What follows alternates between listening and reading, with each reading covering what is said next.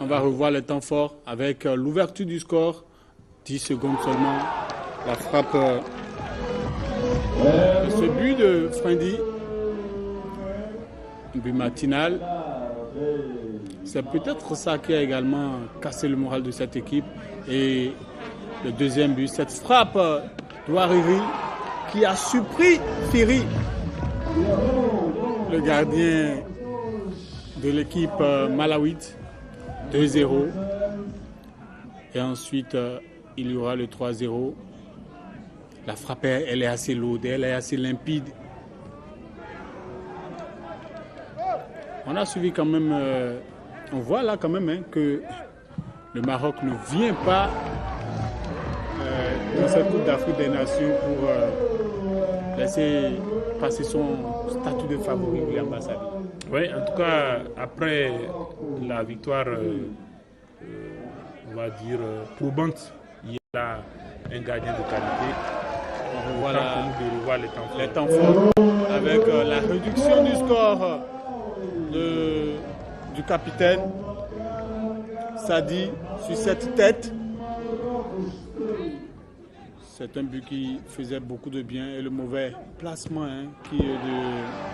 Oui, justement, c'est de ce but-là qu'on parlait. Le capitaine est blessé, obligé de sortir. Le coach fait le remplacement et c'est juste du côté du remplaçant que la différence est faite. Il n'a pas le temps de prendre l'information. Ouais. Malheureusement. Voyez, son geste aussi explique tout, Blaise.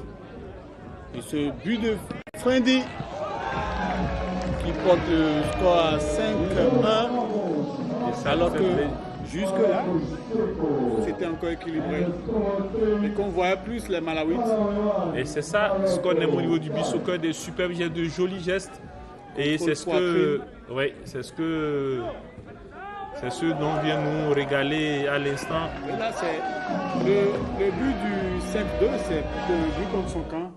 Oui, mais à la base, c'est le beach soccer. Il faut avoir une connexion. Oui. Mohamed Abbas. Mohamed Abbas qui a une condition physique irréprochable. Bagli. Oui, Ibrahim Abagli qui vient sceller la victoire franche des Marocains qui finissent ce premier tour. Et les Marocains qui ont changé de stratégie. Avant, les gardiens, ils se permettaient le temps de pouvoir tirer comme ils veulent, quand ils veulent. Mais là, avec... je ne sais pas si ça a été vraiment étudié. Abada, lui, s'est relancé avec le bras, c'est avec la main. Et ça a porté ses fruits tout à l'heure pour passer à 6-3 et tout à l'heure encore. Il n'arrive pas à mettre correctement sa frappe. Ballon remis en jeu pour les Marocains. Oui.